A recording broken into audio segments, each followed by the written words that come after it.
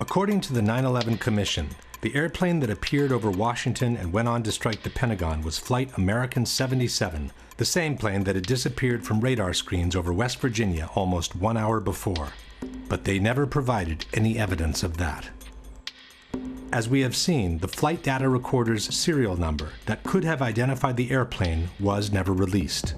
All the debunkers have to show for Flight 77 is a small piece of wreckage carrying an American Airlines serial number.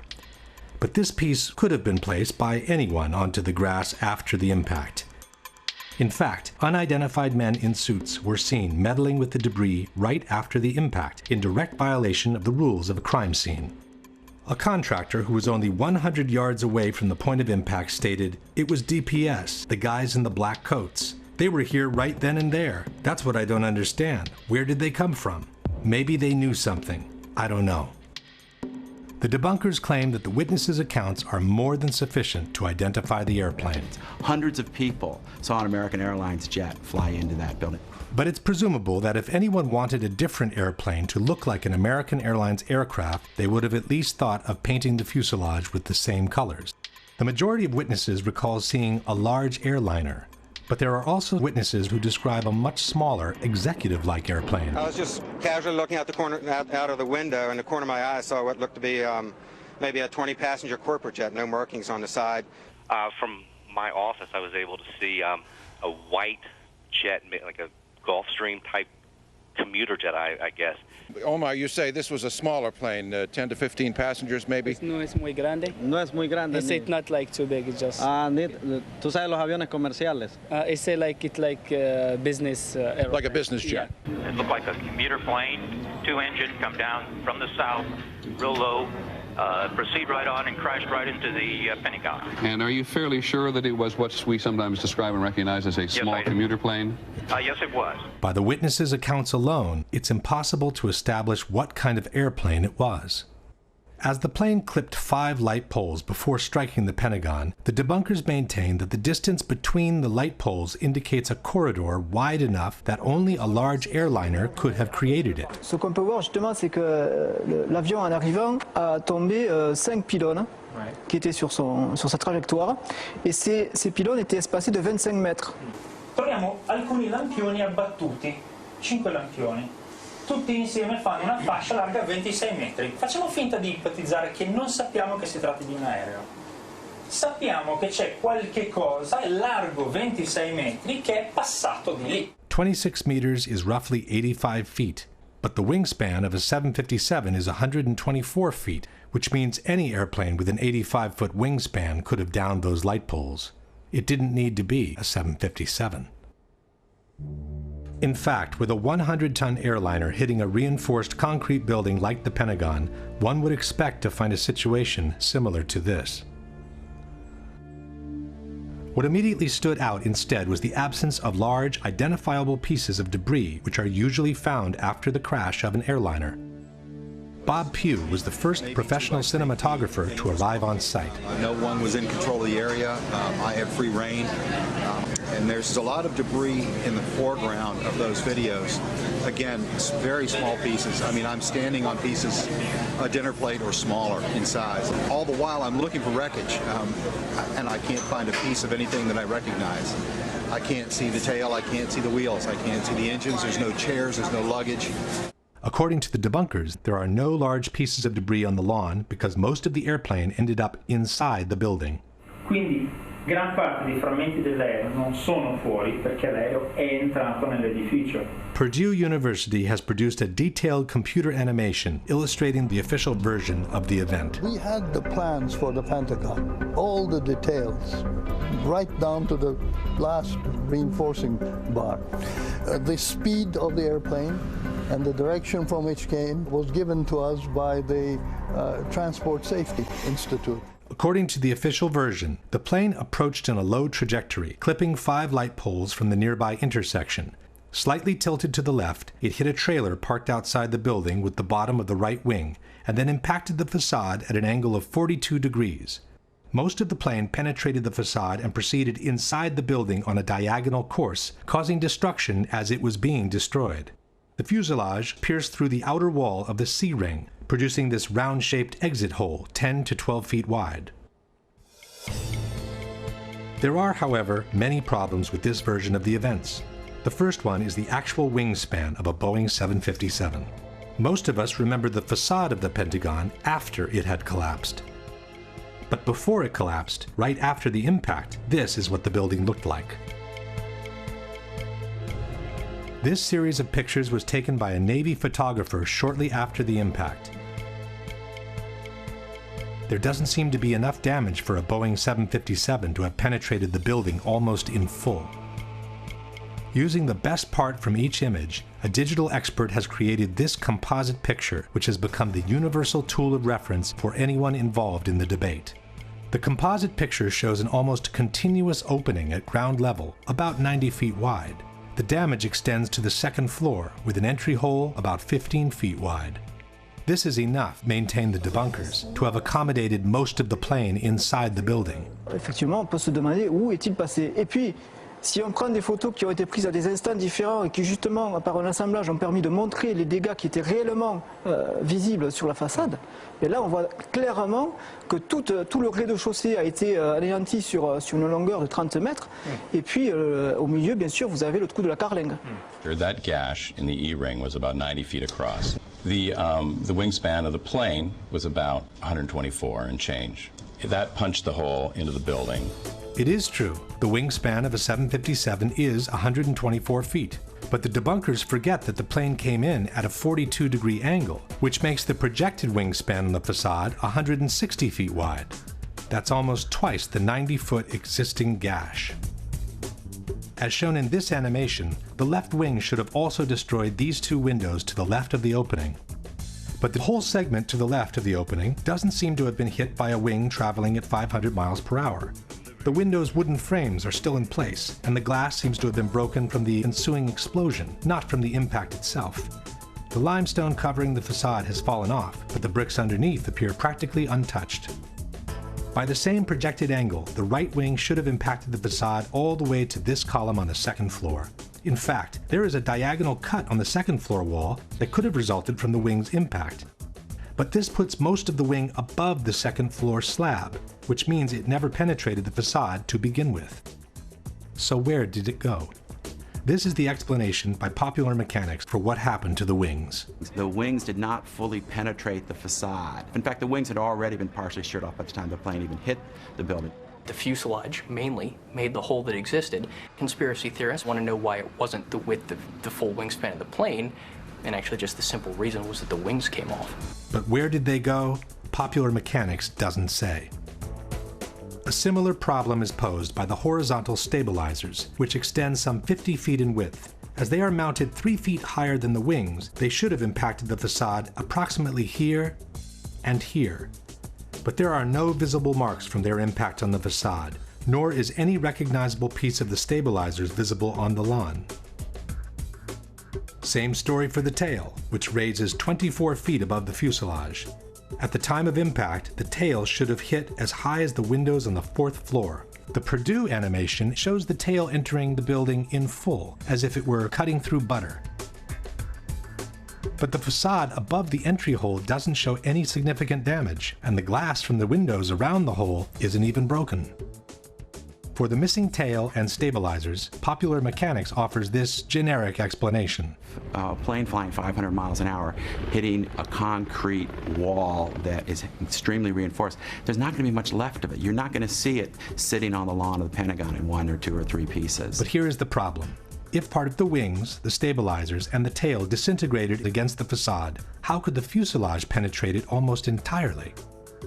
The fuselage is by far the weakest part of the plane, as it basically consists of an empty cylinder meant to carry the passengers and their belongings. How fragile the fuselage is compared to the wings is explained by aviation expert Jacques Rolland. Jacques Rolland, ancien général de l'armée de l'air, est aujourd'hui le meilleur expert en crash aérien auprès des tribunaux.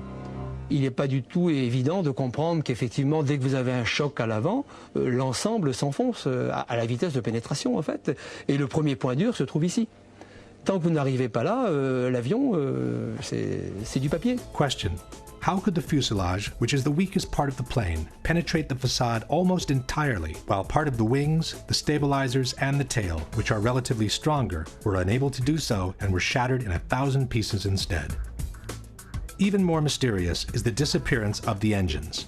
The 757 that allegedly hit the Pentagon was equipped with two RB-211 engines built by Rolls-Royce.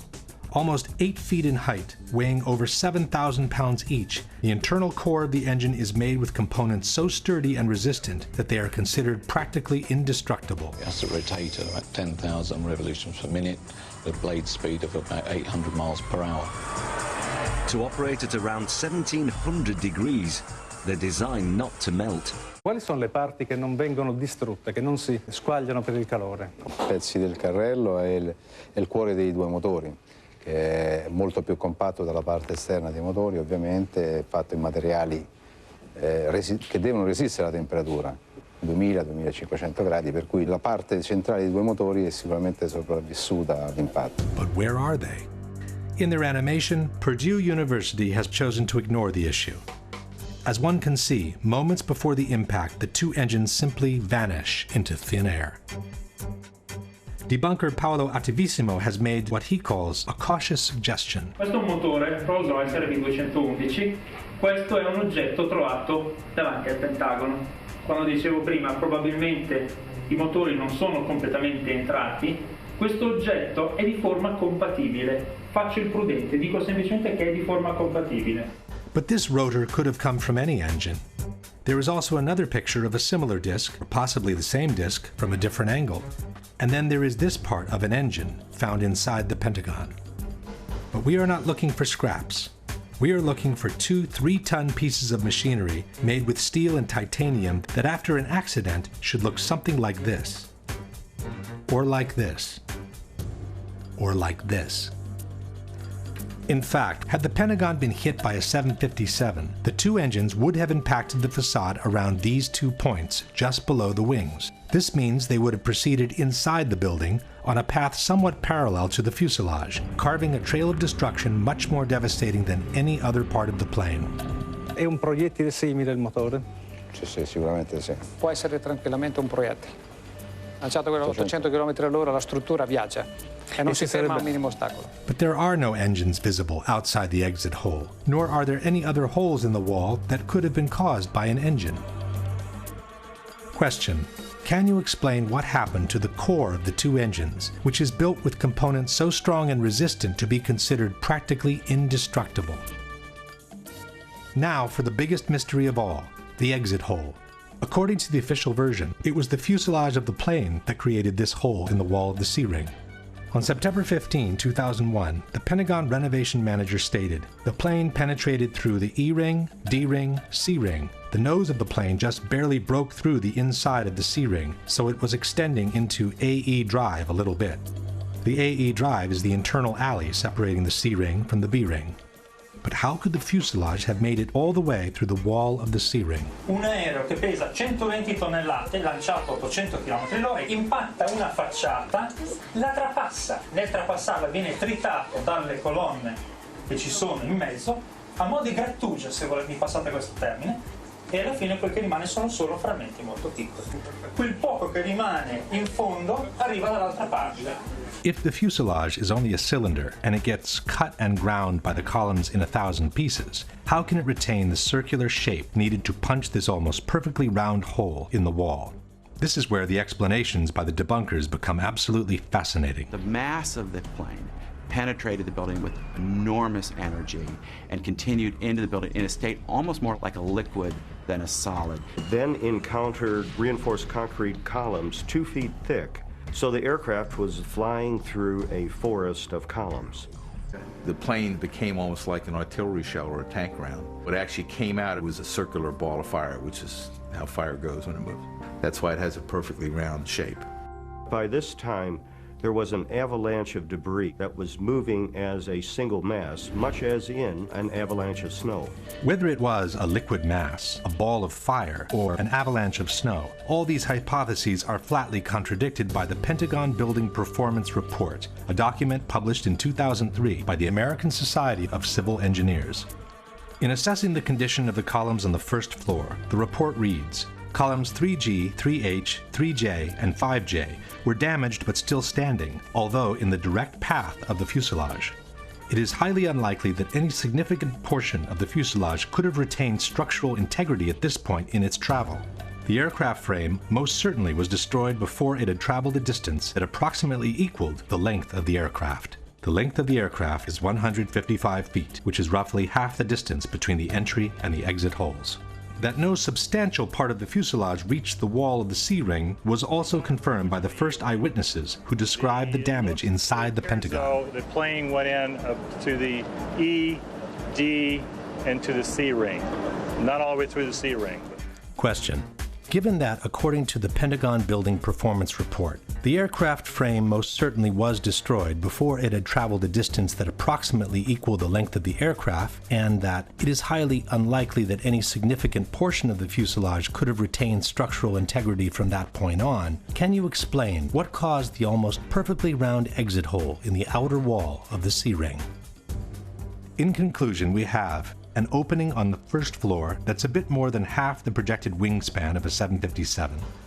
The tip of the left wing and most of the right wing missing without a valid explanation. The horizontal stabilizers and the tail also missing without a valid explanation. A fuselage that behaved more like a warhead than an empty cylinder made with aluminum. No trace whatsoever of the core of the two engines, and an exit hole on the C-ring that no one can rationally explain. Given all these facts, we must conclude that the damage observed at the Pentagon is not compatible with and must have been created by something other than a Boeing 757. The mystery of what hit the Pentagon could have been easily solved if the FBI had released the videos from dozens of surveillance cameras that are placed all around the impact zone. Yeah, there were a lot of cameras around the Pentagon. If you look at the Pentagon, you can see that there's cameras on each corner. There's cameras at some of the businesses around the Pentagon. And we know in those cases, the tapes were confiscated immediately by the FBI within hours of the event. When a Freedom of Information Act requesting all the videos covering the impact zone was filed, the FBI agent in charge of the tapes responded, "The FBI possessed 85 videotapes that might be potentially responsive to plaintiff's FOIA request. But," concluded the agent, "I determined that only one videotape showed the impact of Flight 77 into the Pentagon on September 11, 2001. This is the tape we have all seen many, many times." The FBI could have released all the videos anyway, just to allow the public to see by themselves what was actually shown in each of them. But for some reason, they preferred to keep them under wraps. I've filmed before down at the Pentagon, before 9/11. There's got to be at least 100 video cameras ringing that building, in the trees, everywhere. They've got that plane coming in with 100 angles. I want to see the video. I want to see 100 videos that exist of this. Why don't they want us to see that plane coming into the building? Not only has this question never been answered, but an in-depth analysis of the only footage of the impact ever released contains a dramatic surprise. Initially, the DoD released these 5 frames taken from a Pentagon parking security camera. Later on, in 2006, the DoD released the entire sequence from which the 5 frames had been extracted. The time-lapse sequence runs at approximately 1 frame per second, and it shows the moments leading up to the impact, the large explosion, and a billowing fire that ensued. Unfortunately, the video does not show the airplane in transit. All we can see in the frame preceding the explosion is what appears to be the tail of an airplane followed by a trail of white smoke. But the body of the plane remains covered by this concrete column standing in the foreground. The Department of Defense also released a second video, taken by a different camera from the same parking lot. The second camera was actually located in the very column that obscured the view of the plane in the first video. This aerial shot of the Pentagon shows the actual location of the 2 cameras. The second camera faces in the same direction as the first, and it offers a clear, unobstructed view of the same field of action. By using the moment of the explosion, we can synchronize the 2 cameras with absolute frame-by-frame accuracy. By synchronizing the 2 cameras, we notice that the second video begins earlier than the first, while the first lasts longer than the second. This leaves us with a middle comment section of about 100 frames, which are perfectly synchronized with each other. From the moment the police car moves on, the action proceeds in an identical manner both in the frames preceding the explosion and in those following the explosion. Especially in the second part of the videos, after the explosion, we can verify how each couple of frames depicts exactly the same action by looking at the shape of the billowing smoke. This confirms that the two cameras were operating in perfect synchronization. This is only to be expected. After all, the two cameras were controlled by a centralized recording system called multiplexer, or TLR. There is, however, one pair of frames from the two videos that shows a completely different action from one another. They happen to be the two frames in which the plane travels across the lawn. It's frame 23 in the relative count. As the first video showed the tail and the trail of smoke, we would expect the second camera placed in this concrete column to show the entire body of the plane in the same position. It does not. In the corresponding frame, camera 2 shows only the tip of the plane entering frame from the right-hand corner. But how can the nose of the plane be behind the tail at the same moment in time? The synchronization system allows for a maximum fluctuation between the two cameras, or margin of error, of 1/30th of a second. Given that the plane is traveling at 750 feet per second, the maximum possible fluctuation between the two cameras would translate into a difference of a mere 25 feet in the position of the plane. A 757 is 155 feet long. Even calculating the perspective due to the diagonal path, this is far from sufficient to explain the large discrepancy between the two images. Furthermore, after this moment, the two videos resume their perfect synchronization, which is maintained all the way to the end. Why these two crucial frames, and only these two, are so different from one another has puzzled researchers and digital experts alike. The same digital expert who had prepared the universal image from the Pentagon has also conducted an in-depth technical analysis of the two videos released by the Department of Defense. After confirming that the two cameras were synchronized by the same multiplexer system, this expert has compiled a table comparing the contents of each pair of frames. As one can see, frame 23 is the only one showing a strong inconsistency between the two images. The expert has then proceeded to analyze the two frames with the most sophisticated digital tools and has obtained some astonishing results. A series of Boolean subtractions reveals that a small part of the image is actually present in both frames. What is said to be the nose of the airplane in camera 2 is also present as part of the smoke trail in camera 1. It seems in fact as if someone has retouched this area of the frame by means of cut and paste in order to cover the plane, while he has kept the end of the smoke trail to make it look like the nose of the plane entering frame. Question: given that the maximum fluctuation between the two cameras would translate in a difference of 25 feet in the position of the plane, can you provide a valid explanation for the large discrepancy between the two corresponding frames? Absent a valid explanation for this discrepancy, we must conclude that at least one of the two frames is the result of intentional manipulation or photoshopping.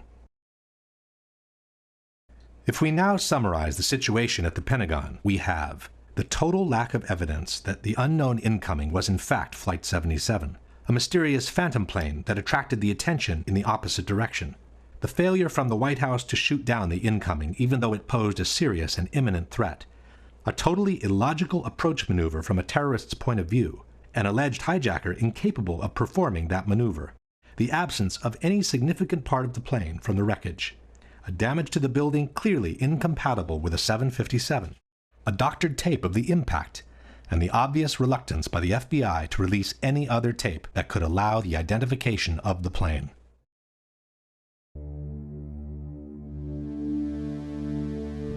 The whole issue of Flight 93 basically boils down to one question.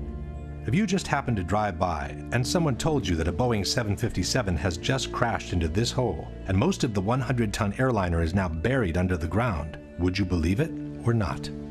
This is the kind of puzzlement the people from Shanksville experienced when they arrived on the crash site of Flight 93. We drove back that road, and where the road ended, that's where the plane was. And I mean, the only thing I could tell, I get out, like I said, I heard this thing, I felt the explosion, saw the fireball, and I get up there and I'm thinking, where is it, just debris pieces, small pieces of debris, and the trees were singed and burning, it was just smoldering. Nothing. It was just little pieces. There was nothing to actually, like a door or window or anything. You couldn't really, it was just little pieces of shrapnel everywhere. What's that right there? Over in here. TV reporters were also at a loss when faced with the idea that an actual plane had just crashed on that site. You know, at first I wasn't even sure that this was, that these were pieces of the plane. They're so small, and it's indistinguishable. You can't tell whether it's a piece of the fuselage or a piece of the seats. You don't know what it is. Chris Kanicki, he's a photographer. He was back there just a couple of minutes ago, and Chris, I've seen the pictures. It looks like there's nothing there except for a hole in the ground. Basically, that's right. From where we could see, there wasn't much left. Any large pieces of debris at all? No, there was nothing that you could distinguish that a plane had crashed there. It's really all you see is a large crater in the ground and just tiny, tiny bits of debris. Alert also went out to Somerset County Coroner Wallace Miller. He hurried to the scene, an abandoned strip mine. When he arrived, he couldn't believe his eyes. It looked like someone had gouged about a 10-foot wide, 10-foot deep trough through the strip mine area. But when you looked in, it was just covered with dirt. There was nothing there that you could really say was an airplane. Dennis Roddy was the editor-in-chief of the Pittsburgh Gazette. Airplane debris? Nothing I could identify. Possibly the most disconcerted of all was the mayor of Shanksville, Ernie Stuhl. Ja, mein Schwager und ein guter Freund von mir waren die Ersten hier. Sie haben in Shanksville an einer Straßenecke gestanden und sich unterhalten. Ihr Wagen stand gleich in der Nähe und so waren sie die Ersten hier. Dann kam erst die Feuerwehr. Alle waren wie vor den Kopf gestoßen, weil sie zu einem Flugzeugabsturz gerufen wurden. Aber da war kein Flugzeug. Kein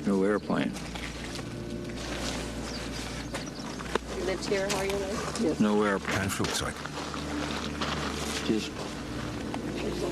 Sie wurden hier zu der Unfallstelle geschickt und da war kein Flugzeug? Nein, da war nichts. Nur dieses Loch. Das ist es, was Sie sahen.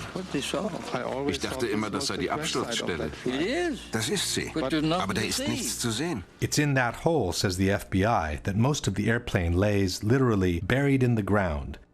Much of the plane and its contents were found beneath the soft dirt, states the FBI's website. Evidence technicians found the flight data recorder about 12 feet below the surface and the cockpit voice recorder about 25 feet deep. Since the two black boxes are located in the tail of the plane, one must conclude that also the cockpit, most of the fuselage, the passengers' seats and bodies, and their belongings somehow managed to get buried deep underground.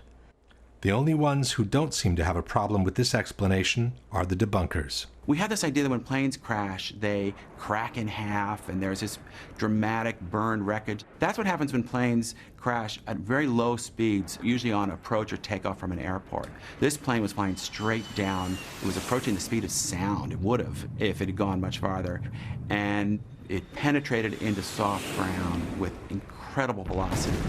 Ma qui la caduta è stata diversa. L'aereo era quasi verticale quando si è schiantato a una velocità altissima. L'aereo si schiaccia quasi nel terreno, produce un cratere piccolo e quello che rimane va a finire quasi tutto nel terreno.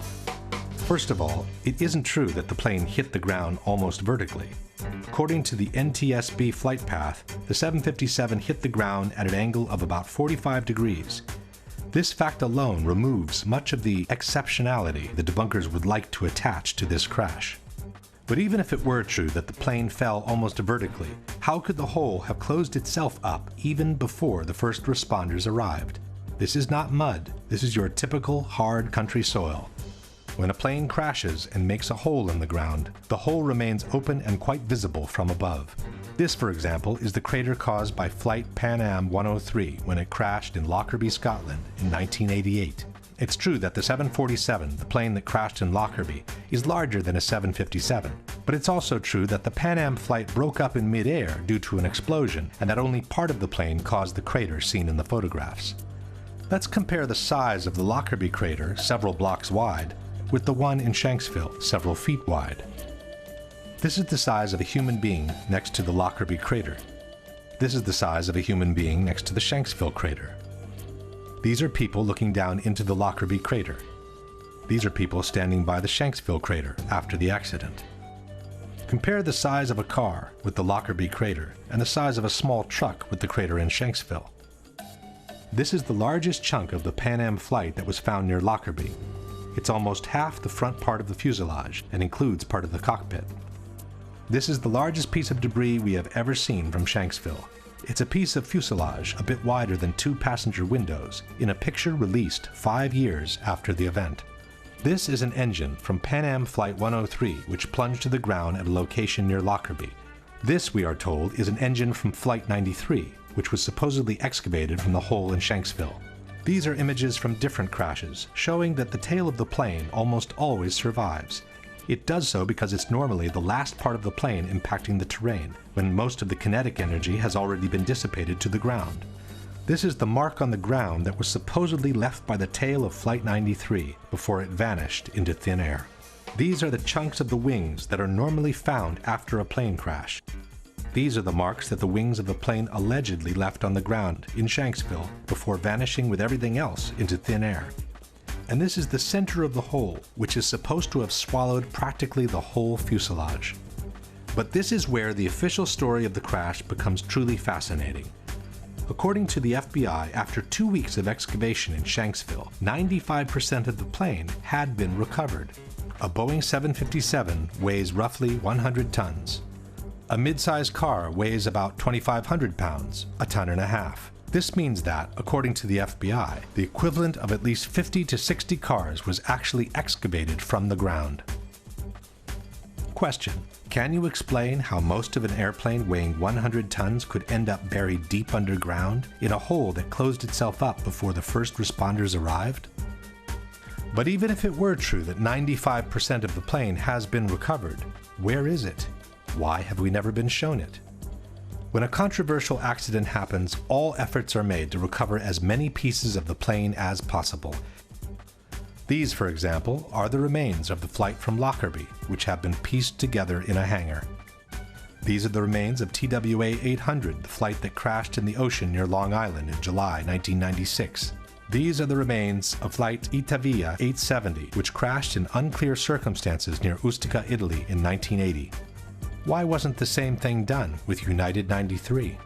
Given the controversy on the absence of debris, coupled with the rumors of a possible shoot-down, it would have been the perfect way to put all the conspiracy theories to rest. Instead, we are told, all the recovered parts of the plane have been sequestered by the FBI, and no one has ever been able to see them. As far as we know, Flight 93 might have never crashed in Shanksville to begin with. There is another problem for those who support the official version. When an airplane crashes to the ground, normally a plume of thick black smoke rises to the sky and continues to burn until all the fuel is consumed. But instead of being faced by something like that, this is what the people in Shanksville saw. Das ist das, was wir gesehen haben. Sieht fast aus wie ein Pilz. It looked like a mushroom cloud, he said. But under the cloud there is no plume of black smoke rising to the sky, and the mushroom shape is the classic result of a bomb explosion.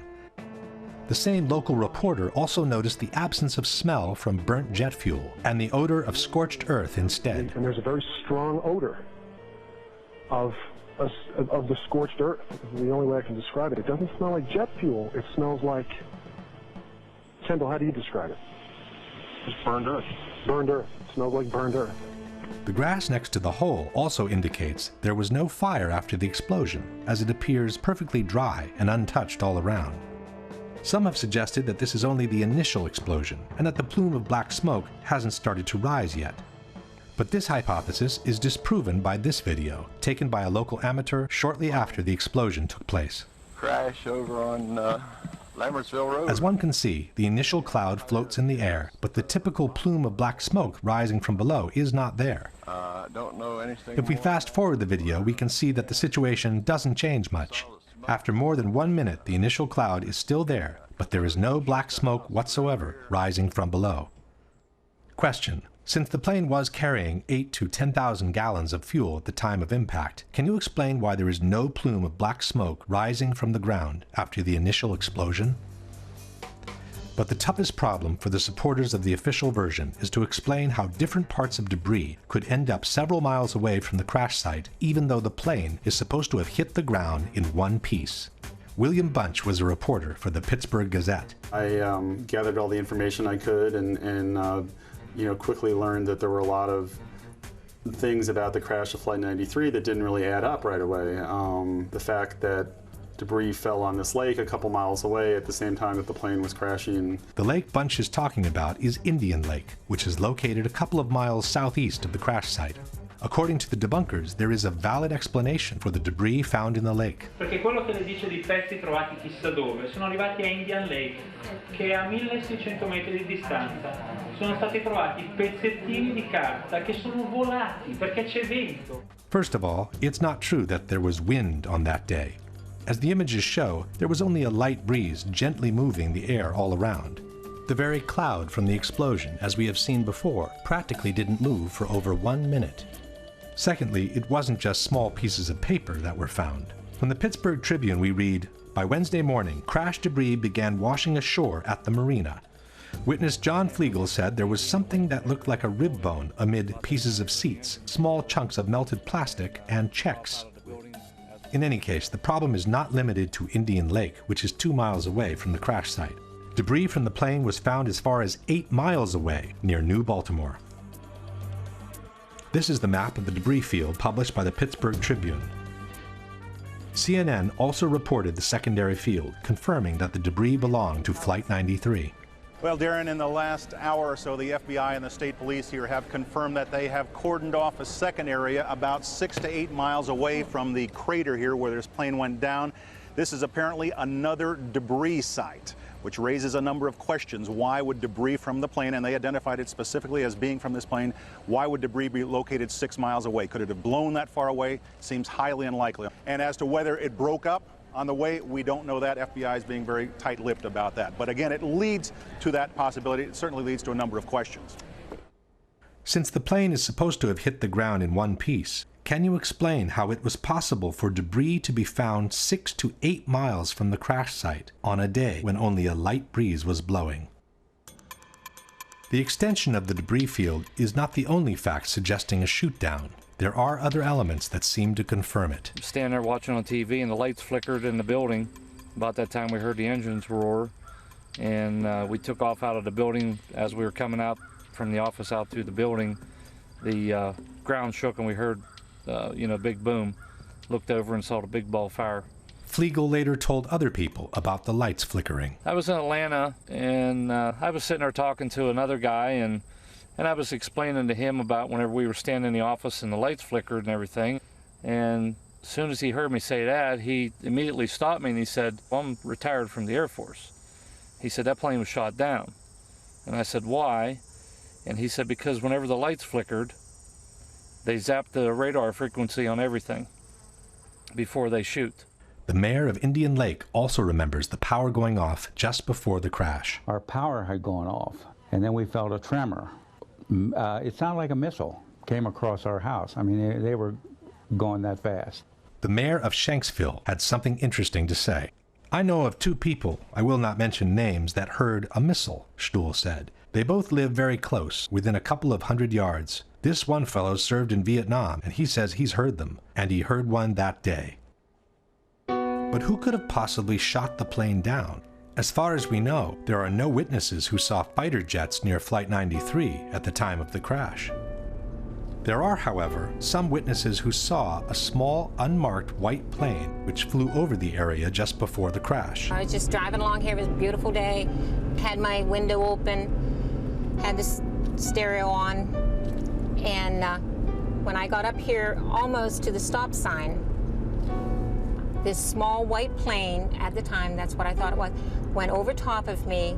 It was so smooth, and it just glided right over me, just like that. And then I ducked, and when I looked up again, then it just banked to the right and went over and went down behind those trees. Something caught my eye, and here was a white plane, and it was coming from the crash site area. The debunkers maintain that there is no mystery behind the white plane. It was a corporate jet, they say, which air traffic controllers had asked to take a look on the ground after they realized they had lost Flight 93. There was, in fact, a little white jet that was seen in the area after Flight 93 crashed. A number of witnesses saw it. It was a little Dassault Falcon corporate jet that was flying to a nearby airport. And what happened is once air traffic control knew they had lost Flight 93, they asked the nearest aircraft to go over the area and actually radio back exact coordinates for the crash site. No. Susan McElwain, however, remembers seeing the white plane before the crash, not after. About 11:30 that night, the FBI came, wanted to talk to me.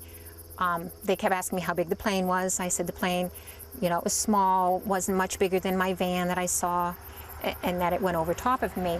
And I said, you want to make sure maybe it was ours and not somebody else's. And then that's when he did seem to get a little nicer. Told me that it was a white Learjet, someone was taking pictures. I said, before the crash? And he says, well, we got to go. John Flegel also saw the mysterious plane. Since Flegel arrived on the spot within a minute from the crash, the corporate jet sent by the air traffic controllers would not have had time to descend over the area yet, while the mystery plane was already getting away from the spot into the blue sky. We got there, like I said, probably within 45 seconds or a minute of impact. We were there. We were there before any firemen, any paramedics, or anybody. We were on site. When we got there, there was a plane flying up above, and he was smart. He flew straight for the sun, so you couldn't look at it and see exactly what type of plane or if it was a fighter or what it was. But we caught a glimpse of it, and as he was swinging, he was basically traveling in the same direction as the plane. If the plane was actually shot down, one big question arises. What are we to make of the heroic gesture by the passengers who chose to force the plane to the ground, we are told, in order to save the lives of other fellow countrymen? In truth, this heroic gesture by the passengers has been refuted by the 9/11 Commission itself. It was the hijackers, wrote the commission, and not the passengers, who chose to intentionally crash the plane in Shanksville. The passengers never even made it into the cockpit. From the final report we read, at 9:57, the passenger assault began. But for more than 5 minutes, writes the commission, the passengers were unable to break into the cockpit. After a while, as the outside attack continued, Jarrah asked, "Is that it? Shall we finish it off?" A hijacker responded, "No, not yet. When they all come, we finish it off." It should be noted that this dialogue was allegedly extracted from the cockpit voice recorder of Flight 93, but the actual recording, as we have said before, was never played in public. At 10:02, a hijacker said, "Pull it down, pull it down." The hijackers remained at the controls, but must have judged that the passengers were only seconds from overcoming them. The airplane headed down, the control wheel was turned hard to the right. The airplane rolled onto its back, and one of the hijackers began shouting, "Allah is the greatest, Allah is the greatest." With the sound of the passenger counterattack continuing, the aircraft plowed into an empty field in Shanksville, Pennsylvania at 580 miles per hour, about 20 minutes flight time from Washington, D.C. Jarrah's objective, concludes the commission, was to crash the airliner into symbols of the American Republic, the Capitol, or the White House. Question: given that they were only 20 minutes away from Washington, and for almost 6 minutes the passengers had been unable to enter the cockpit, why didn't the hijackers continue flying towards the Capitol? And even if they thought they couldn't make it to Washington, why didn't they try to crash the plane onto a small town nearby? Why crash the plane in an empty field where they knew they could not kill any more victims than those that were already on the plane with them?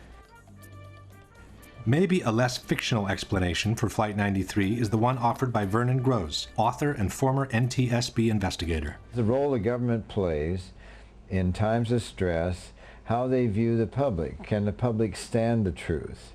Or shouldn't we need a legend at this point. We need a really neat story of reacting against such a dastardly act as was happening. So it's really nice and convenient to think of the Beamer story, let's roll, and that becomes just like the Alamo. And it's just one of those legends, and I think there'll be a lot of pressure to let the legend stay where it is. If we now summarize Flight 93, we have no proof whatsoever that the terrorists boarded the plane, nor that they were ever in the cockpit. An alleged hijacker who could not have flown an airliner in the way that Flight 93 was flown. A false, concurrent hijacking that called the attention away from the real one. No proof whatsoever that Flight 93 crashed in the field near Shanksville. an extended debris field which flatly disproves the official version of the crash and suggests that the plane broke up in mid-air instead, an unexplained small white jet leaving the area right after the impact, and the fact that the passengers who called from their cell phones could not have been on that plane to begin with, which strongly suggests their revolt was a scripted, fictional event intended to fuel a prefabricated legend.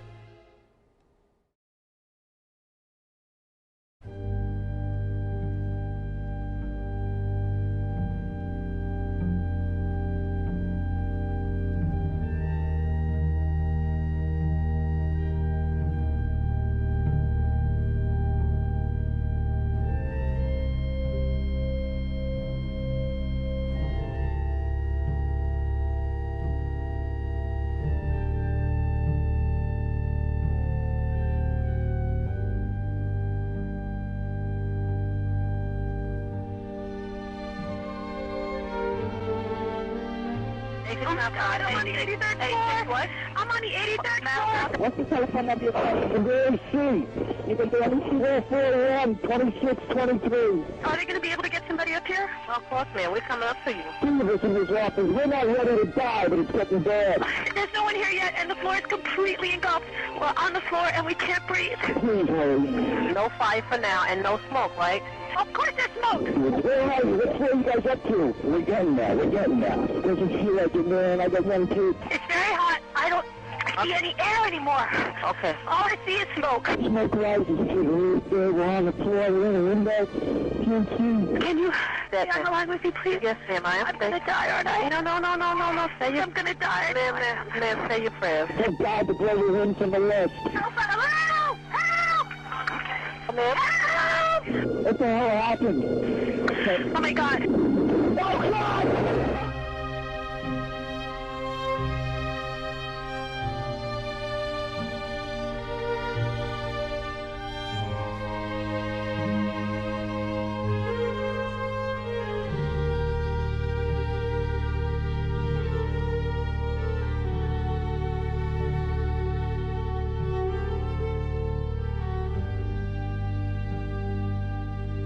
For most Americans, the destruction of the Twin Towers will remain embedded in their memories and their hearts as the epitome of horror, astonishment, and unjustified human suffering.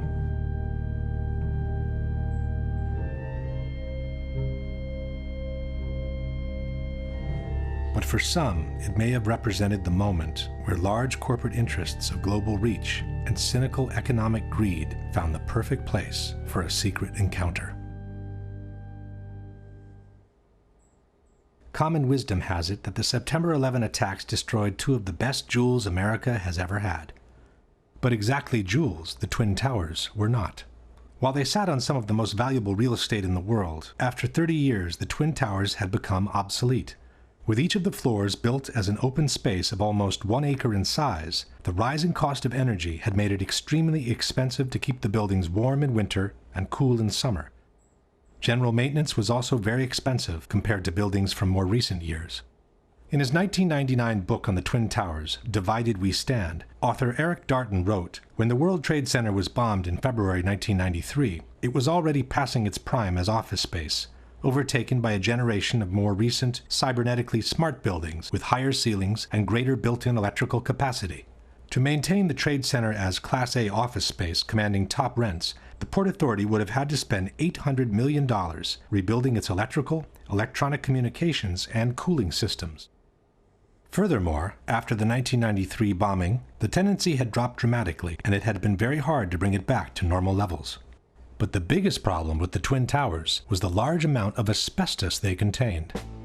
Built in a time when the use of asbestos was still allowed in civil construction, at least 400 tons of this extremely dangerous material had been used to fireproof the steel structure of the buildings and to insulate hundreds of miles of pipings for water, heating, and air conditioning. Asbestos was also present in the ceiling panels, the elevator shafts, and the vinyl tiles from office floors. From a property condition assessment of the Twin Towers dated December 2000, we read, "According to Port Authority records, a total of 7 million square feet of vinyl asbestos floor tiles were installed in the World Trade Center. By the time asbestos was banned from civil construction, the Twin Towers were nearing their completion. Initially, the asbestos was encapsulated wherever possible to prevent the particles from being inhaled. But in the 1990s, the regulations grew tighter, and every time a simple renovation was needed, the complete removal and replacement of the asbestos was also required. At the same time, because of the health risk it posed, the cost of asbestos removal and abatement had been skyrocketing. Safety procedures required the areas to be treated to be vacated in advance, hermetically sealed, and kept under negative pressure at all times to prevent particles from escaping outside. Only specialized workers could access the area, wearing airtight suits and respirators. A full decontamination process was required every time they left the area. In the mid-90s, the Port Authority put out different bids for the removal and replacement of the asbestos in a case-by-case scenario. For example, this is a 1995 contract for the installation of 2 low-voltage substations in Towers 1 and 2. One section in the contract listed the replacement of asbestos at floors 41, 42, 75, and 76 in Tower 1 and floors 75 and 76 in Tower 2. Total cost for the asbestos removal and replacement, $868,000. Tower 2, 40th floor, contract for asbestos removal and abatement, total cost, $650,000. Towers 1 and 2, removal of asbestos and new ceilings at floors 7, 41, and 75. Total cost, $882,000. It soon became clear that the Twin Towers were quickly turning from a prestigious asset into a serious liability. From the December 2000 condition assessment, we read, from 1986 to 1999, a total 31 contracts were bid, and a total of $58.2 million was spent in abatement projects.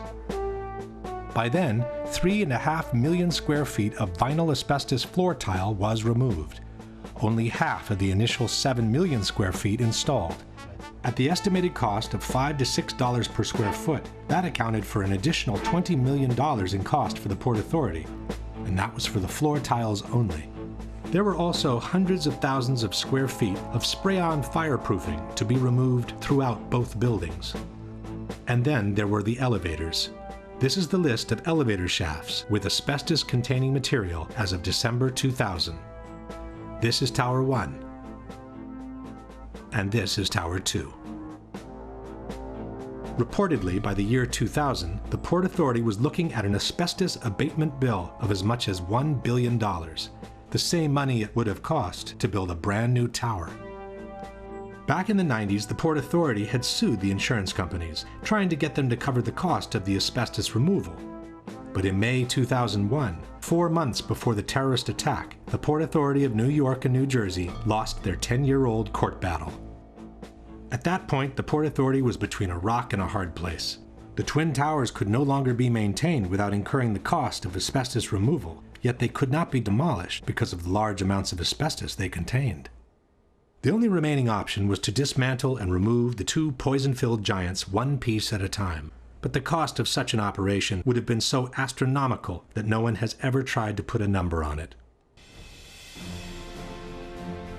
Luckily for all, the stalemate was broken when a real estate tycoon named Larry Silverstein, who already owned Building 7, offered to purchase a 99-year lease for the Twin Towers. 76 years old, and look at him go. He walks fast, talks fast, and is always selling. Silverstein seemed in a big hurry to close the deal. Even though he had been hospitalized for a car accident during the bidding operations, he asked his doctors to take him off the morphine so the deal could be finalized. So I told the doctor, I said, kill the morphine, and I got to get my people in here, because you can't think with morphine. So they let the morphine run down. The pain was terrible, but I brought everybody together, and that's when we framed our best and final bid. On July 24, 2001, Larry Silverstein celebrated the acquisition of the Twin Towers with a public ceremony. Silverstein signed the lease on the World Trade Center just 6 weeks before 9/11. He then took out an insurance policy covering the Twin Towers for $3.2 billion in case of total destruction. Silverstein then began spending every morning of the week in his new office in the North Tower. And so my mornings were spent at the Trade Center, and then by noon I was back uptown. But on September 11, luckily for him, Silverstein didn't go to work. Even though he had already scheduled a business meeting in the North Tower, he found out that his wife had made an appointment for him at the dermatologist. The morning of September 11th, Silverstein was scheduled to have breakfast at the restaurant at the top of the North Tower. He canceled at the last minute at the insistence of his wife, Clara, who wanted him to go see his dermatologist. That particular morning, my wife, God bless her, had made an appointment for me at the doctor. And I said, okay, yes, dear, I'll go. Everyone who was in that restaurant that morning perished.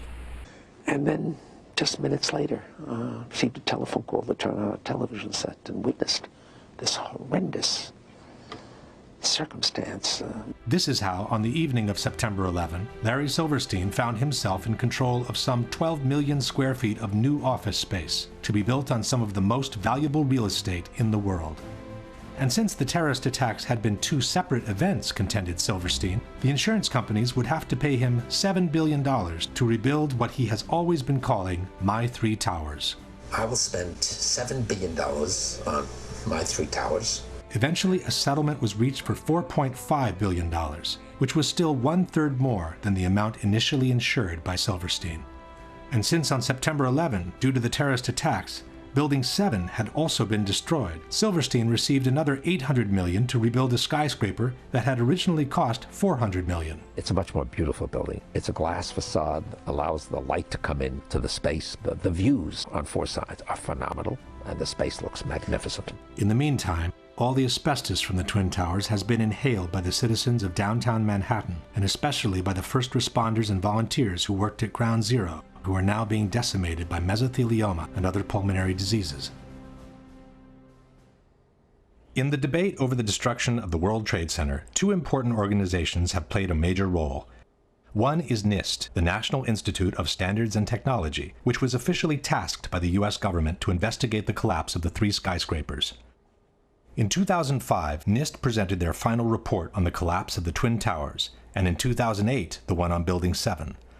For the Twin Towers, NIST concluded that they were brought down by the consequences of the impacts and the ensuing fires, while Building 7, according to NIST, was brought down primarily by fire alone. In other words, they fully confirmed the official version by the U.S. government. The other organization to bear weight on the debate has been Architects and Engineers for 9/11 Truth, an association of professionals in civil construction founded in 2006 by San Francisco architect Richard Gage. Architects and Engineers lists over 2,000 experts in structural engineering, science of materials, architectural design, fire protection, science of construction, metallurgy, and even experts in controlled demolitions. Since they've entered the fray, Architects and Engineers has brought to the table a solid amount of scientific information refuting the official explanation by NIST on the collapses and confirming the theory of controlled demolitions instead. At the same time, Architects and Engineers has acted as an unrelenting watchdog for every action taken by NIST, pointing out every single error in their work, and even forcing them, in some cases, to make corrections to their reports. I think it's something that we need to clarify and correct in the final version of the report. Okay. The first issue that needs to be clarified is the actual strength and solidity of the Twin Towers, since both the 9/11 Commission and the debunkers have made extensive efforts to depict them as extremely light and fragile buildings. The outside of each tower was covered by a frame of 14-inch wide steel columns. The centers of the steel columns were 40 inches apart. These exterior walls bore the majority of the weight of the building. The interior core of the buildings was a hollow steel shaft in which elevators and stairwells were grouped. Le torri di New York invece erano sostenute da un'intelaiatura esterna, da sottili nervature d'acciaio, insomma erano come dei parallelepipedi vuoti. Il World Trade Center era una struttura leggerissima, era la massima espressione del grattacielo leggero, come lo chiamano i tecnici. C'è un solo altro edificio che io sappia, che è quella che si chiamava un tempo la Sears Tower a Chicago, che usa lo stesso tipo di struttura. Dopo il World Trade Center nessuno l'ha più usata. As we shall see, all these statements are false. Contrary to traditional skyscrapers, where all the support columns are equally spaced, in the Twin Towers, part of the supporting columns had been moved towards the exterior wall, creating a large column-free space available for rental.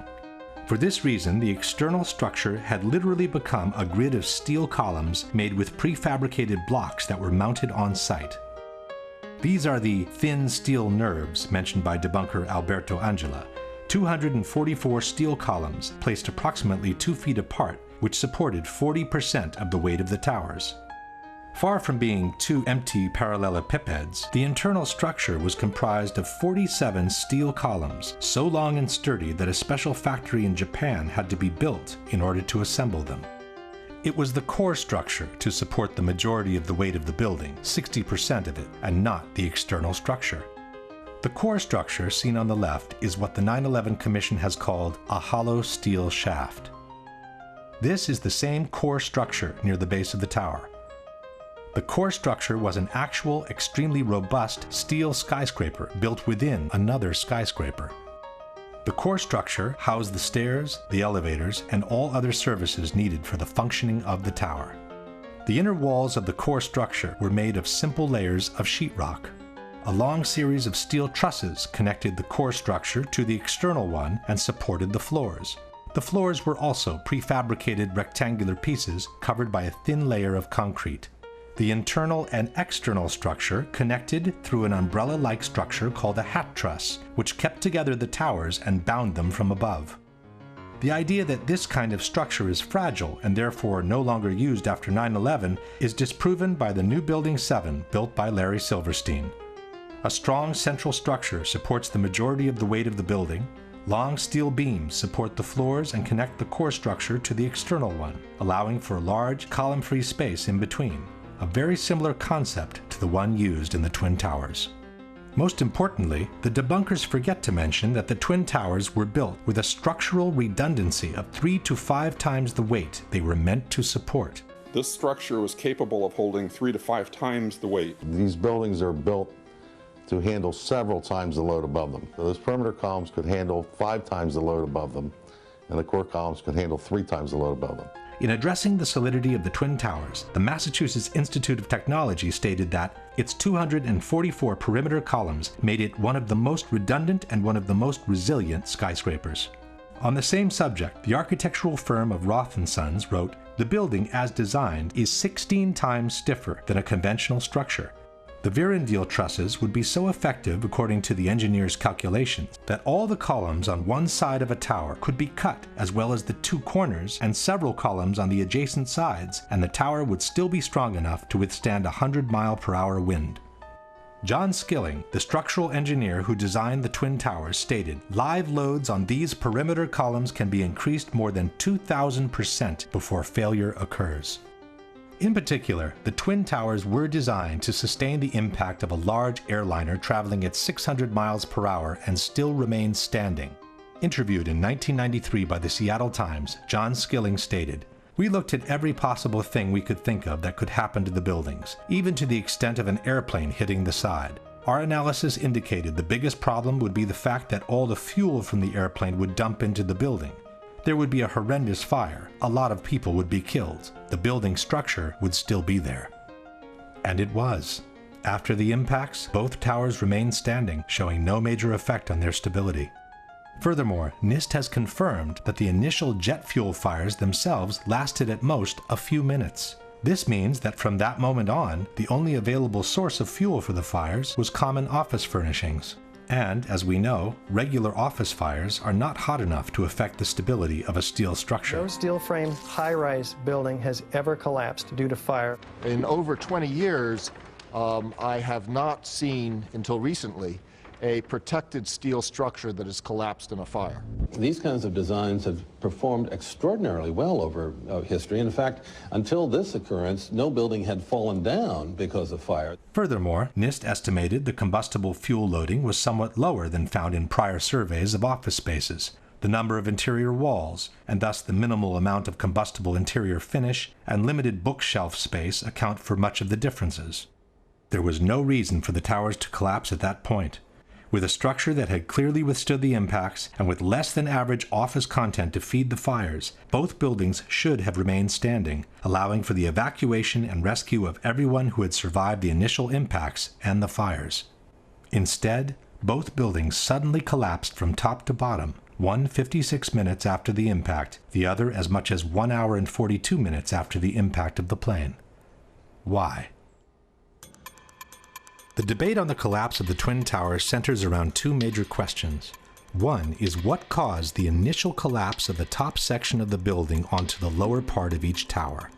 The second is what caused the complete destruction of the remaining healthy structure below, once the top section had collapsed on it. As far as what initiated the collapse, at first we were told that the heat of the fires had softened and melted the structure of the building. In 2002, NOVA depicted a scenario envisioned by many experts at the time, that the truss connections failed in the extreme heat, causing the floors to fall onto one another, precipitating the collapse. As the steel began to soften and melt, the interior core columns began to give. Then you had this sequential failure that took place where it all pancaked one after the other. In fact, it became known as the pancake theory. Donc ça a donné lieu à la théorie qu'on appelait la théorie du pancake, c'est-à-dire que comme cette partie-là est tombée sur un plancher, ce plancher a cédé, puis en cascade, c'est tous les planchers qui ont cédé, qui sont tombés les uns sur les autres. C'est ça qu'on appelle la théorie du pancake. But the pancake theory had a major flaw. It forgot to explain why the core structure of the towers collapsed. Furthermore, experts pointed out that jet fuel produces barely half the heat needed to melt steel. It would not have been enough to disconnect the trusses from the external structure. At that point, the official explanation backtracked and settled for a more generic weakening of the steel due to the fires. You don't need to melt the steel columns, you just need to start weakening them.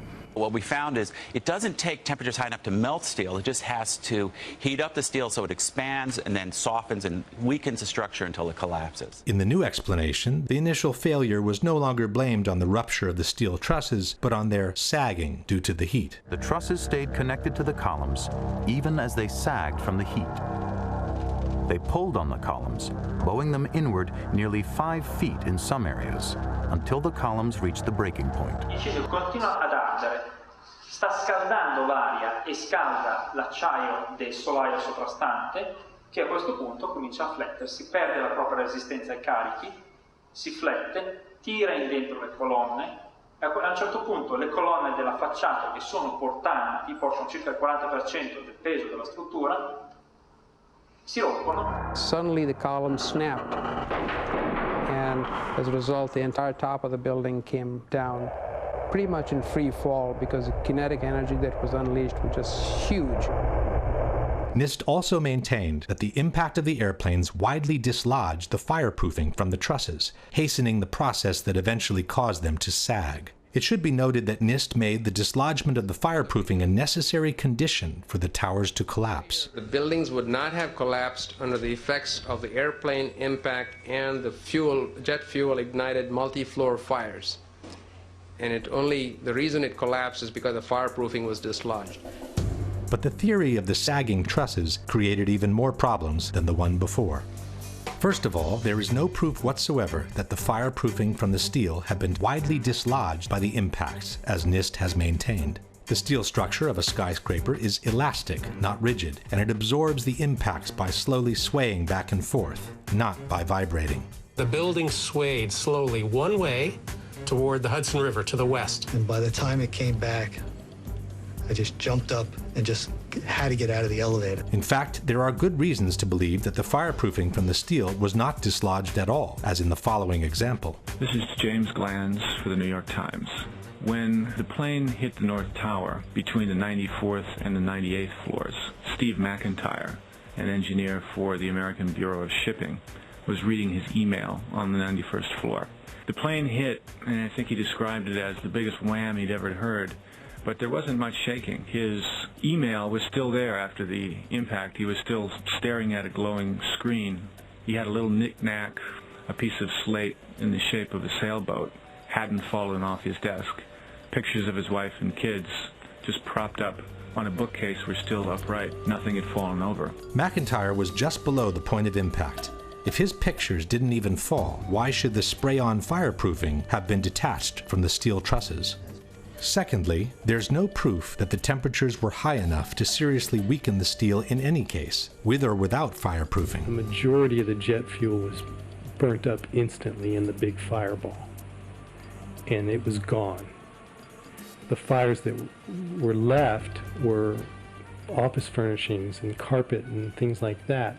A lot of things in these kind of buildings have to be fire resistant by nature. It's required by code. In their computer simulation, NIST claims to have observed temperatures beyond 1800 degrees during the fires. But NIST has used their own computational model, and they've never published the data from their simulation. When architects and engineers asked to verify the computer model used by NIST, their request was denied. The truth is that NIST itself admitted in their own report to have no proof for temperatures high enough to seriously weaken steel. From the NIST report we read, of the more than 170 areas examined on 16 perimeter column panels, only 3 columns had evidence that the steel reached temperatures above 250 degrees centigrade, or 480 degrees Fahrenheit. Only 2 core column specimens had sufficient paint remaining to make such an analysis, and the temperatures did not reach 250 degrees centigrade. No conclusive evidence was found to indicate that pre-collapse fires were severe enough to have a significant effect on the microstructure that would have resulted in weakening of the steel structure. In other words, NIST openly admits to have no proof to support their own theory. In conclusion, the known facts are: steel melts at about 2800 degrees Fahrenheit. Softening can begin at about 1100 degrees Fahrenheit. Except for 3 isolated spots, NIST admits to have found no proof of temperatures beyond 480 degrees Fahrenheit, which is less than half the temperatures needed to seriously weaken steel. On the other hand, there is multiple evidence that the temperatures needed to seriously weaken steel were not reached for a sustained time in the Twin Towers. The first one is that a group of 16 people managed to descend through the area devastated by the impact without obviously being burned alive. One of them is Brian Clark. And when we came to the 78th floor, the last layer was standing, but it was cracked. And there were flames licking up the other side of the wall like this. It wasn't a roaring inferno. I sensed that the flames were maybe starved for oxygen right there, you know, in the interior.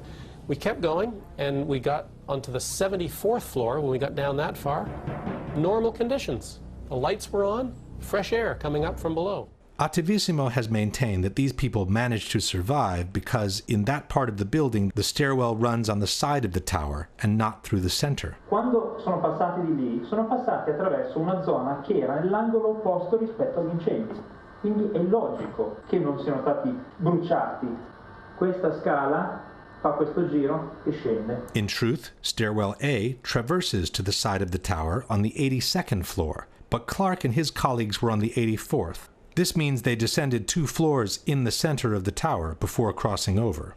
Furthermore, one of Clark's colleagues went back from the 81st to the 91st floor before descending all the way to the ground. Ron DiFrancesco, who went in the 81st floor with me, he went up to 91, caught up to the people, laying down on the floor, to thinking that there was fresher air at floor level. He made his way back to the stairs. And so I started to run downstairs, and so I ended up on ground level, and I went to walk out. Had there been a temperature of 1100 degrees around the stairwell, nobody would have been able to go through it alive. Secondly, there is a series of thermographic images shot with an infrared camera showing temperatures much lower than those needed to soften steel. This is the North Tower, seen from below. It's 9:18, about a half an hour after the impact of the first plane, and the indicated temperatures do not reach the color yellow, which means they don't exceed 100 degrees centigrade or 212 degrees Fahrenheit. And this is the South Tower, some 15 minutes after the impact of the second plane. Here too, the indicated temperatures do not exceed 212 degrees Fahrenheit. But the major problem with the sagging trusses theory is that it doesn't make any sense from a mechanical point of view. Even assuming the temperatures were high enough to make them sag to such an extent, where did these relatively thin trusses find the strength to pull and then break apart a supporting structure much larger and stronger than they were? The phenomenon suggested by NIST is called thermal expansion. If one assumes that the trusses were forced to expand downwards by the vertical structures resisting the push, it means they were weaker than the structure, and they would have never found the strength to pull it inwards. If instead the trusses sagged on their own, so weakened by fire to become unable to support their own weight, where would they find the strength to pull and break apart the same structure that had easily supported them when they were strong and healthy? In either case, the idea that the trusses alone would have been able to pull and break apart the external structure makes no sense. As we shall see, the external structure did bow inwards before the towers collapsed. But a much greater force than their own must have been applied to those trusses for them to be able to pull and break apart the structure they were attached to. Question: can you provide any evidence that the fireproofing from the steel trusses was widely dislodged by the impact of the planes, which NIST has made a necessary condition for the collapses to be caused by fire? Can you provide any evidence that the temperatures in the Twin Towers were high enough and lasted long enough to seriously weaken the steel in the areas where the initial collapses occurred? Can you explain how a sagging truss, weakened by heat, could pull and eventually break apart the structure it is attached to, with no external force being applied to it? If the explanation by NIST on what caused the initial collapse seems seriously flawed, their explanation on what caused the complete destruction of the towers does not exist.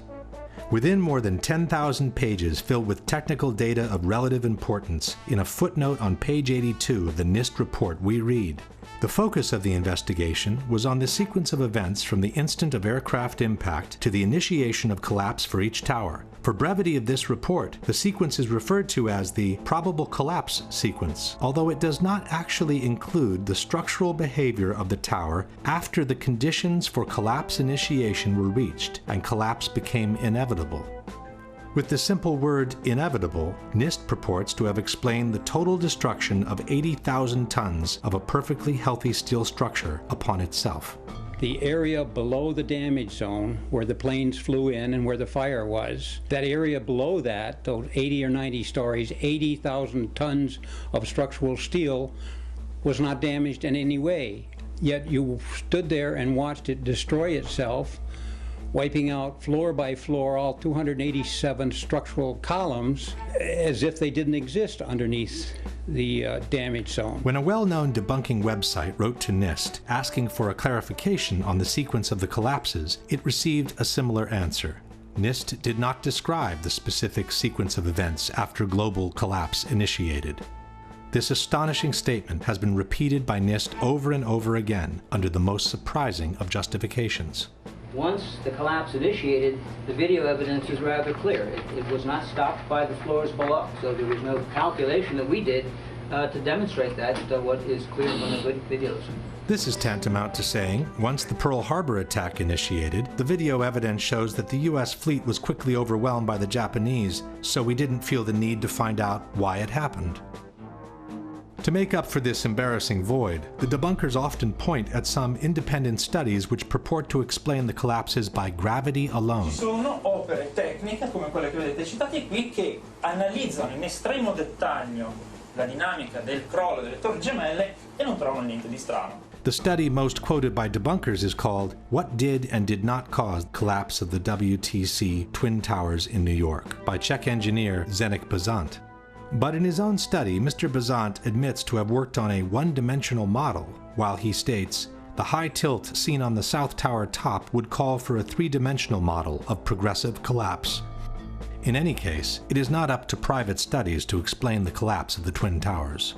NIST received $20 million of taxpayers' money to determine why and how World Trade Center 1 and World Trade Center 2 collapsed following the initial impacts of the aircraft, and to this day they have not done so. This is why Architects and Engineers has kept pressing NIST, asking them to publish their data in regards to the potential energy released during the downwards movement of the upper stories and the absorptive capacity of the intact structure below the collapsed zone. Structural engineers do this every day. This is not rocket science. You have the known weight of this building mass. You have what are known columns below it in order to resist it. You let it go in your models and you calculate what the resistance is. Why didn't they do it? Could it be because they knew darn well that it would not have collapsed at all? In fact, it could be suggested that NIST never explained the collapses by gravity alone because it would be impossible to do so without violating at least two of the most fundamental laws of physics. One is Newton's third law of motion, which states that for every action there is an equal and opposite reaction. This means that two opposing forces will neutralize each other. In a head-on collision, the two cars absorb each other's kinetic energy and transform it into physical deformation or damage. After that, the system comes to a rest, as there is no more energy to be dissipated. The top section, pushing on the bottom section, it's going to meet equal forces as it goes. Both sections are going to be demolished at the same rate. So by the time you've crushed up 15 stories below it, the top 15 stories are also going to be crushed. And so there's nothing left now to crush the rest of the building. Something of this kind is what we should have seen when the top section of the towers collapsed onto the lower one. The upper and lower sections should have mutually destroyed each other until all the energy is dissipated and the system comes to a rest. Alternatively, as shown in this experiment with two towers made of snow, the top section could have fallen off to the side after the initial collapse.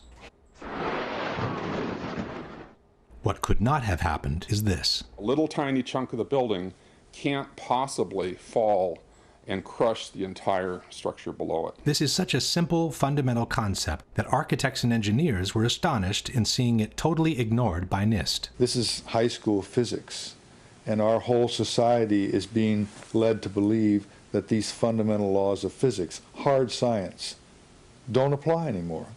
But even if we assume that the top section of the tower had enough potential energy to destroy the rest of the structure below, it could not have done so at the speed it did, which was near freefall speed. That would have violated an even more important principle in physics, known as the law of momentum conservation. This law states that the total energy within an isolated system must always remain the same. As we have seen, the energy can be transformed within the system, from motion to physical deformation. But for the deformation to begin, the velocity must decrease in order for one kind of energy to be transformed into the other. No new energy can be added to the system. One particular example of momentum conservation is freefall. Freefall happens when the only force applied on an object is gravity. This means that all the potential energy contained by the object is converted into vertical motion. As soon as the falling object hits an obstacle and breakage occurs, the speed must decrease because some of its energy needs now to be converted into physical breakage. It takes energy to break things apart, and that energy must come from within the system. Thus, the falling rock cannot keep falling at free fall speed and break apart at the same time because it doesn't have enough energy to do both. Let's go now to the Twin Towers and ask a simple question. Assuming that the top section on the left contains enough potential energy to destroy the rest of the tower, and assuming we dropped both upper sections at the same time, which one would hit the ground first? It would be the second, of course.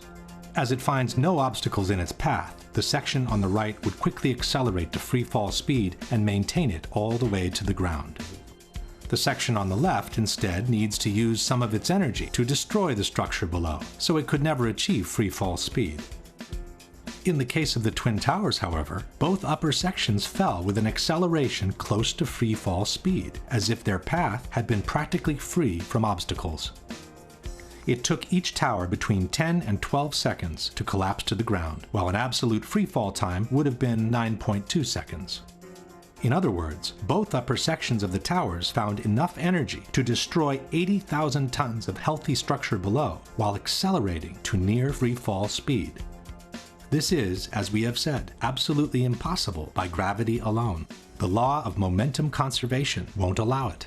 A building cannot do free fall with a huge steel structural system in place to support it. The Twin Towers could not have come straight down through the resistance of 80,000 tons of structural steel at the speed of practically free fall. That just would not happen. If in fact it actually hit and made an impact, it was effectively crushing anything, pushing hard on this core structure below it, the core structure is going to push back equally hard. And that's what's going to cause the top section of the building to slow down.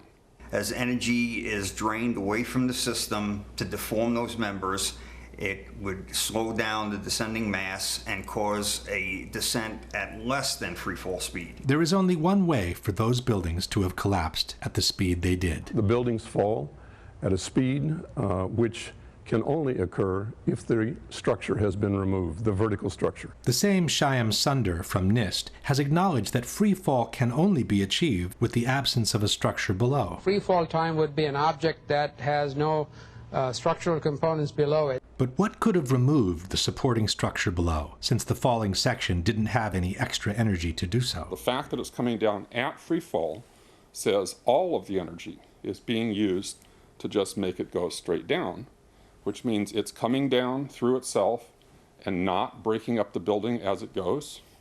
Something else has to be clearing the way. There is only one known way to allow that kind of acceleration while removing the supporting structure.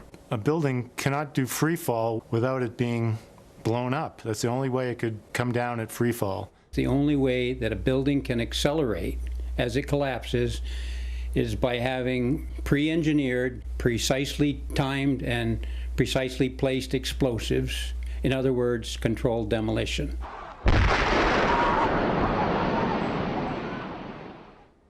Since a near freefall speed automatically means a controlled demolition, the debunkers have tried to deny that the Twin Towers fell in about 10 seconds each.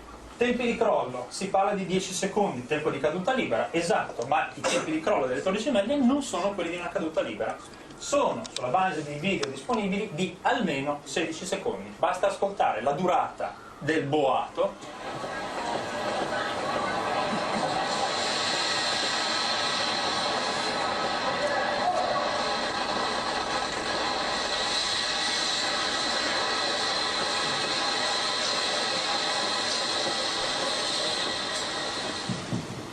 Quindi, se avete contato con me, sono un po' più di 10 secondi. We couldn't count with him, as it's very difficult to establish the exact duration of a collapse by listening to the sounds only.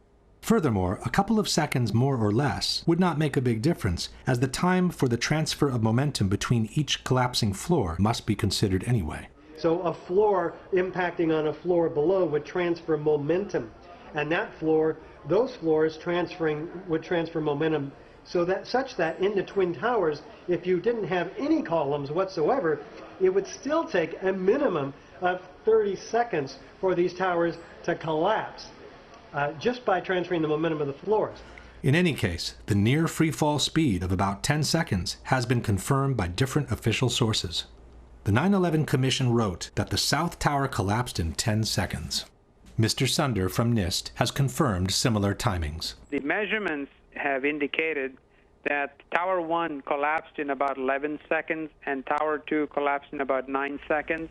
Mr. Sunder has also acknowledged that the towers came down practically at free fall speed. As a result, the entire top of the building came down pretty much in free fall. The same admission is present in the official report. Since the stories below the level of collapse initiation provided little resistance, the building section above came down essentially in free fall.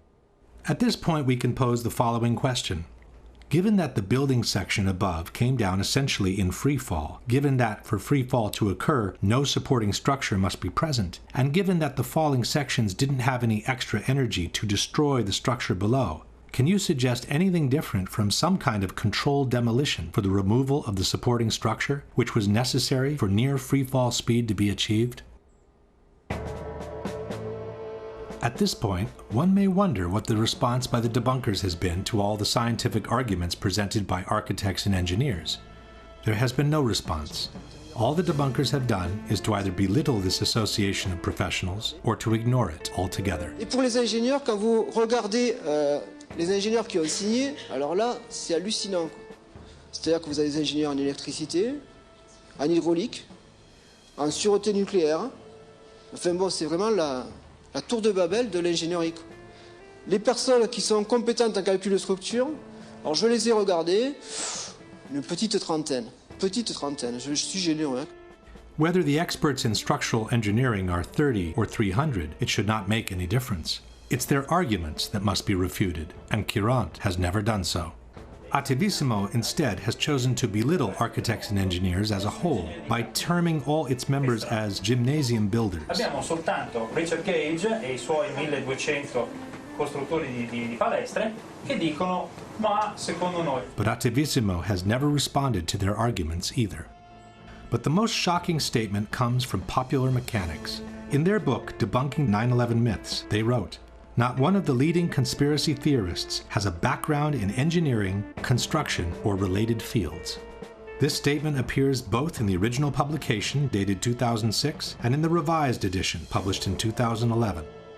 By then, architects and engineers had been active for almost 5 years, listed more than 1,300 experts in civil engineering, had made presentations in 20 different countries in the world, and had been invited on national television several times.